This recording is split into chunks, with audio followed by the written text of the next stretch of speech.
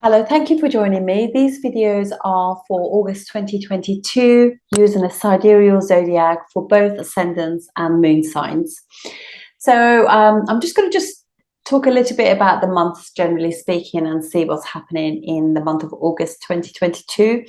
Firstly, I use sidereal zodiac. So if you want to know in sidereal zodiac, which is different, it's like 23, 24 degrees behind the Western astrology. So if you wanted to find out how, what your ascendant or moon sign is, you can use a wonderful app, although it's quite complex, called Cosmic Insight. Put your details in and it tells you what your ascendant is and your moon sign. And then you can just watch along, watch both, ascendant for your path and moon for how it feels. I'm also very big on intentions and manifestations. So there are 3 dates in this month of August that you can do that. You can do it on the 5th of the month when moon is in Swati, and then 17th moon is in Ashwini. Swati is in Libra and Ashwini is in Aries, and then again at 31st of the month moon will be again back in Swati. So 3 opportunities to do these. The way I do them, I normally do it on white piece of paper, blue ink, and first of all say gratitude to the universe, and then I write in detail what I want. You've got to be specific, because if you want to say I want a job and then you just, that's it, you want to just like write it down and put it, it's not going to work. You have to put energy towards that. So your energy, what you put energy in is what you manifest. And you got to, so you want to write down what type of job, what sort of progress you want to have, what sort of training, what type of people you want to work with, and just be very specific, salary, location, how much you want to travel, all that kind of stuff. And then write it down and then thank the universe and then leave it in the northwest of your property. That's how I normally do it. So it's really nice to do that and just use very empowering words, because words are, like you say, can you spell that word for me? Spelling, put a spell on the universe. That's what you want to do, manifest really good things. And that's the reason why I always discourage people from using difficult words. You want to use empowering words, positive, abundant words. That's what my teacher always just say, just be abundant. So that will be the way to do it. So that's another thing to just bear in mind for the month. And so I wanted to just say, obviously, we've had since the 16th of July, we've had this opposition where Sun has been in Cancer, and Saturn retrograde has been in Capricorn since the 13th of July. So we have this opposition going on, which is quite difficult, but we're all going through it. So just be aware of yourself, be careful with your dad, and also just bear in mind that this is going to be difficult, but it's only till the 18th of the month, and then after that all will be good. But this is quite a time for governments and politicians and leaders. So we are just kind of disposing of the ones around the world. World is just purging all the people who are not leaders, who are not for the people. So that is what's really happening, and it's going to continue doing that. So watch out for some more happening this week and so forth. Well, it's probably till the 18th actually. So also Rahu, the whole of the month is going to be in Aries. That's the north node of the moon in Aries, and K2 is going to be, or south node will be in Libra. And then we have Saturn in Capricorn retrograde, Jupiter is in Pisces retrograde, so both of them nice and strong in own sign. And we till the 11th, roughly about the 11th of the month, Mars will be in own sign, which is Aries. And what else we have? Sun obviously goes from the 18th, goes in own sign, Leo, so that will be amazing too. So these are the themes. So, but how we start the month for everyone is Mars, Rahu in Aries. Venus will be beginning of the month in Gemini, a friendly sign. Sun will be in Cancer, Saturn in Capricorn retrograde, Jupiter in Pisces retrograde, K2 Libra, Mercury in Leo, and Yeah, and there is also just want to just tell you about the it's obviously a 31 day month. So as I said, there's all these opportunities to you know, manifest things for yourself, etc. And but what I do with each of the ascendants as I do them, somebody did comment about yogas. What do yogas mean? So I'm just going to finish this video and I'll do a very short video on what yogas are in astrology. So I do apologize, but I do have videos. You can go and visit them and they give you much more information. So I'll do that in the next video. And obviously, if you know, you can just skip that bit. I'll put the time in the details below. Thank you very much. Okay, so what are yogas? Yogas are a combination when there's an influence between planets and houses. So normally, obviously, the most beneficial of the kind of yogas are when trinal and angle houses, or the lords of them. By lords, I mean by the lords, but lords are literally the planet that rules that house. There's a combination of them that have some form of influence for each other. So, for example, say if you have Mars. Mars is the first and eighth house ruler for, say, for Aries Ascendant. So when Mars is in conjunction with Jupiter, which rules the 9th and 12th house for Aries, they create this sambandha, this kind of like combination of first and 9th house. First house can be an angle or a trinal house. But for the sake of this, we're going to say it's an angle house coming in connection with the 9th house ruler. So in that case, they're creating a Raja Yoga, because an angle and the trinal house or lords, they've become combined. They can, but I know they rule 8th and 12th house too, but that doesn't matter, because 8th and 12th house, although they are difficult houses, but they don't break any yogas. Only breakage is when 6th house or 6th lord is in is in this combination. So in which case it breaks the yoga, and the fruits of that will come much later, because 6th house is a house that is like upachaya, they call it. It gets better with time. So we get to learn how to manage ourselves, how to deal with obstacles of life. Then you can get fruits from it, from your hard work. So basically, this is what happens. I always look at Raja Yogas, Dana Yogas as well, because these two, Dana Yoga is for wealth, and Raja Yoga is for success. Sorry, I think something happened with my internet then. Yeah, so I always look at those. So those are important. Dana yogas are very important for relationship, because 2nd house is family, 11th house is gain of something, gain of relationship, family, etc.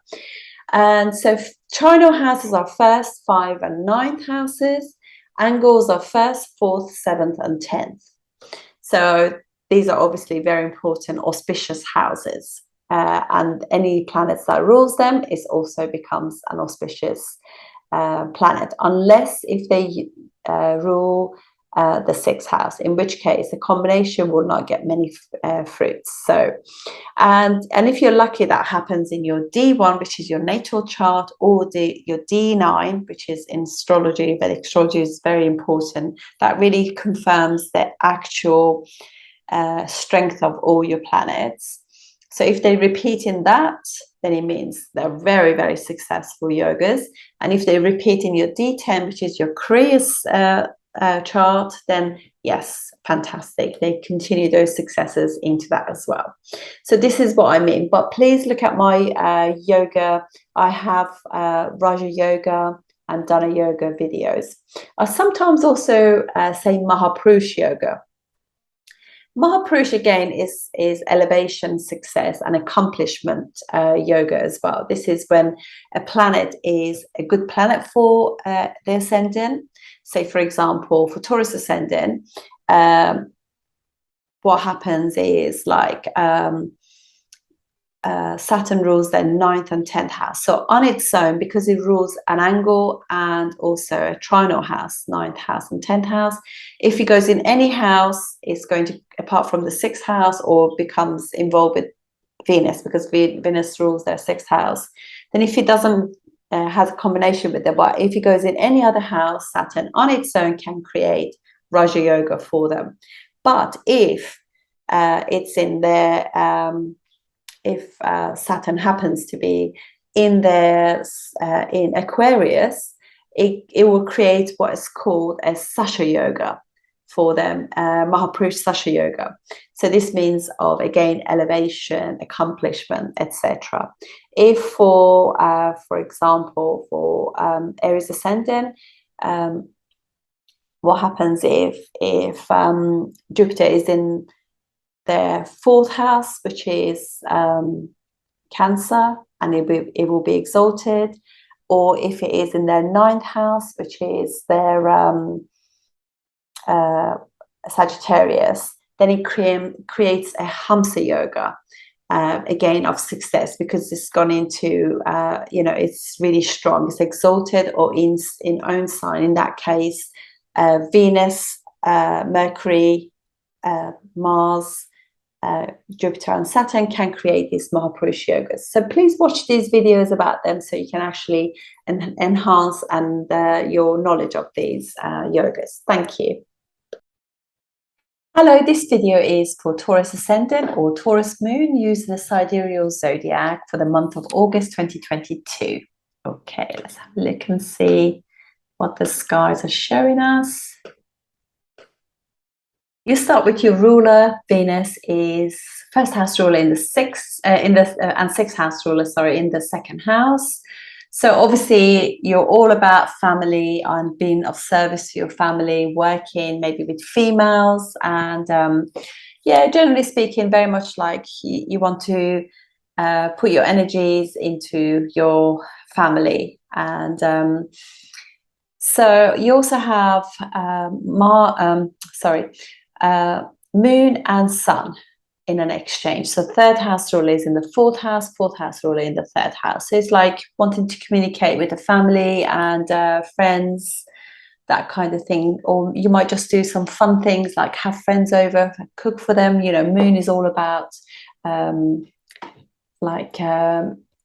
having, because Moon for you is in the 4th house, so it's got directional strength. So that's pretty gorgeous. And so you've got 2 benefics in your what would be your 4th house. So this is all about family, friends, getting them together, having nice times with them. And for you, Mercury also rules not just 2nd house, but also 5th house. It's in the 4th house. So on its own, it's creating a lovely Raja Yoga, 5th house ruler in the 4th house, which is wonderful. And just feeling expressive, wanting to have, doing nice creative things. And then you have, obviously, the Sun and Saturn still opposite each other. So, you'd obviously want to look after your dad, make sure dad is okay.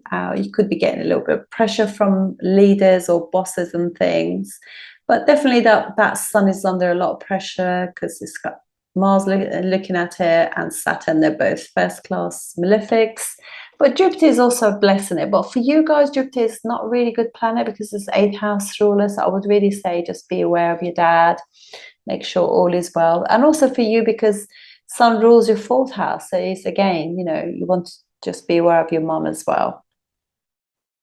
And Mars rules for you 7th and 12th house, is in the 12th house. So it could just be that you are literally it could be that basically this is going to be a little bit difficult because you've got 2 malefics in your 12th house of sleep. So sleep could be a little bit difficult. But what happens is also this could encourage you very much to really kind of put effort into. Mars is about, like, Mars will give you that energy to be able to tone your body with yoga, be very focused on doing all those very lovely things like mindfulness, and be logical about it in a sense, because it's very strong there. And do things that are a bit new to you or different in 12th house stuff. You want to really look after yourself, yeah.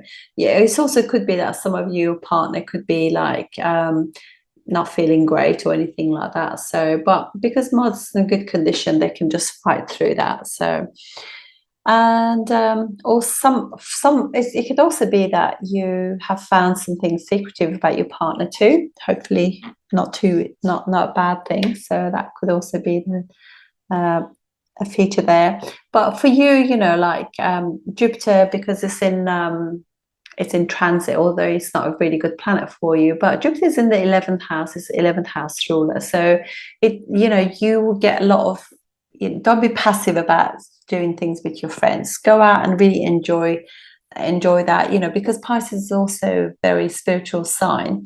So this could be like really humanitarian, spiritual individuals that you're connecting with. Jupiter is also aspecting your 5th house. So that's all good. You're really enjoying that. It's aspecting your 3rd house of creativity, 5th house of creativity, children, and 7th house of relationships. So it's really encouraging you to get out there and just putting yourself out if you're single, or if you're with somebody, really sort of reignites the passion in your relationship and having fun and creating optimistic opportunities for love and romance, really. So Saturn is obviously for you a very important planet. It's very strong. 10th house ruler in the 9th house, so that's nice and strong. And it's been aspected by the 4th house ruler. So this is 4th house ruler aspect in 9th house. That's a Raja Yoga. Saturn on its own is creating a Sasha Yoga and a Raja Yoga. So multiple things going on there as well. So let's have a look at, and this is also 9th house ruler aspecting 11th house ruler too. So all good. Okay, so that's how we start the month. And then we have, so now Moon is across from Jupiter for a couple of days. This is as you can see, it's nice for the Moon. Moon gets a lot of help from Jupiter. So, but you could just literally be thinking of really creative stuff to do with friends, groups, things like that. So that's quite nice. And then we have Moon in Swati on the 4th, 5th, depending on where you are. And this is the very first day of the month for your intentions. Moon here being aspected, aspected by Mars as well. So it could just be that you want to communicate more with your partner. It makes you quite psychic. Good days for intentions. So there's a couple of, and then we have, now Moon is debilitated for a couple of days whilst in your 7th house. But also it's your 3rd house ruler in the 7th house. So communicating all your emotional things that are just like holding you, making you a little bit fearful about your relationship, discuss them with your partner, so that would be the best way to deal with that, rather than holding them in, like in the 12th house and not sharing them. You want to let them go by just talking about them and clear the air. Sometimes the thought is worse than what it actually is. Now, obviously, what happens is on the 8th, 7th, 8th, Venus then moves into 1st house ruler in the 3rd house, and it's with the Sun. So Venus obviously is in an enemy sign, sitting with a major enemy, not very happy there. But Saturn is helping Venus, and Venus is helping Saturn, so they help each other. But yeah, it's pretty difficult there, but you really want to just make sure your dad is okay, or your sibling as well, because obviously this is 3rd house is also your siblings, so make sure they're okay. So let's go ahead.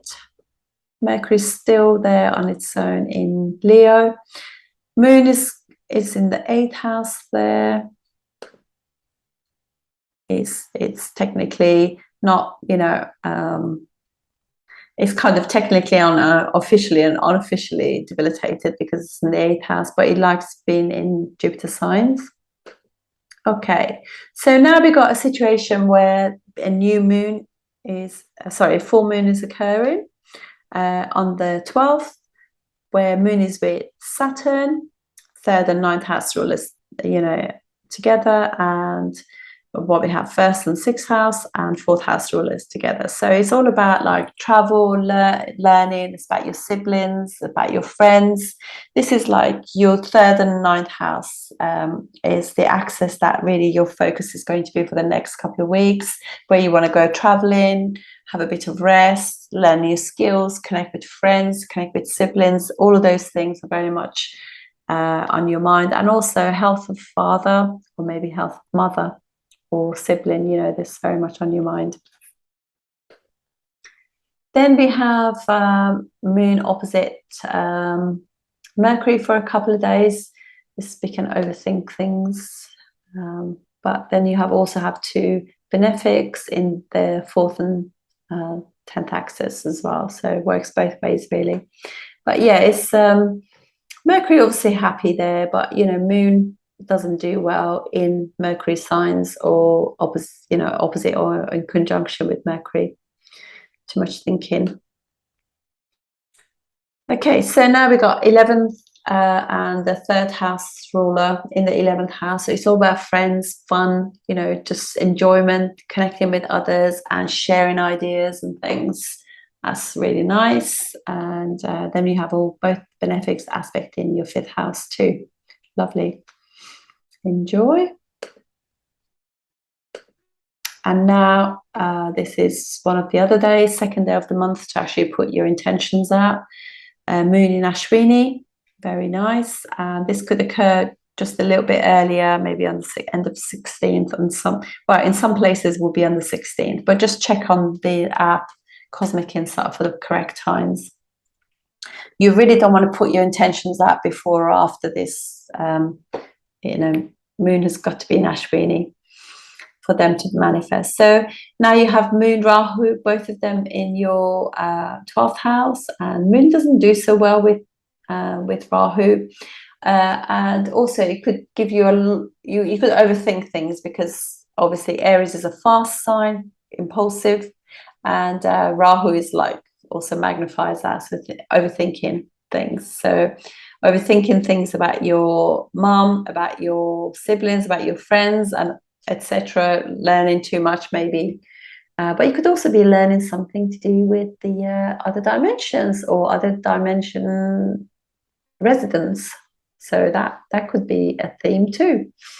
Okay, but look at this now. Sun is now being hemmed between 2 benefics. So if there was any issues, that could be could be helpful now. So yeah, okay.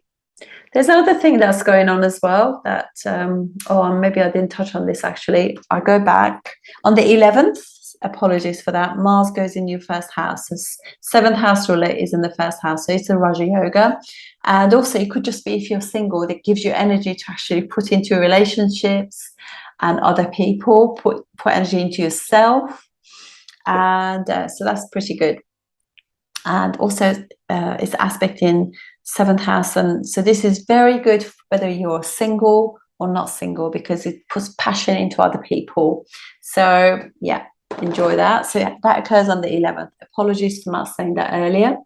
Okay, so and it's just so much to look at, I think, sometimes when I'm doing this. Okay, so Sun goes into own sign on the 18th. This is amazing, because obviously Sun is very dignified in that sign, own sign.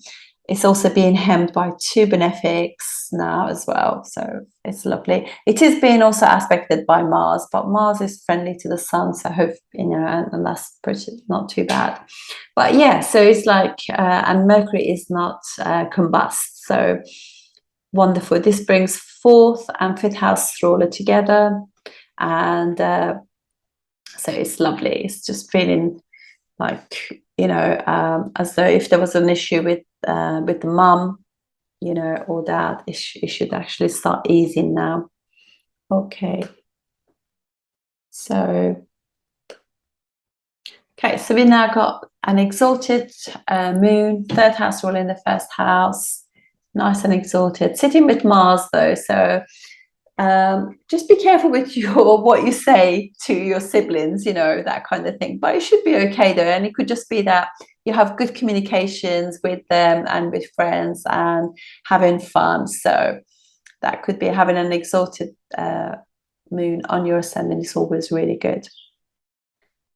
Okay, so now we have Mercury goes in own sign, so second and fifth house ruler in fifth house, own sign, nice and strong. This is also second house ruler in the fifth house, so that's a really good one for money, and it's being aspected by 11th house ruler, so an 8th house ruler, so it could be sudden gain of money or romance or fun, creativity, fun, you know, romance, all those beautiful things. Did I just repeat myself twice? I did.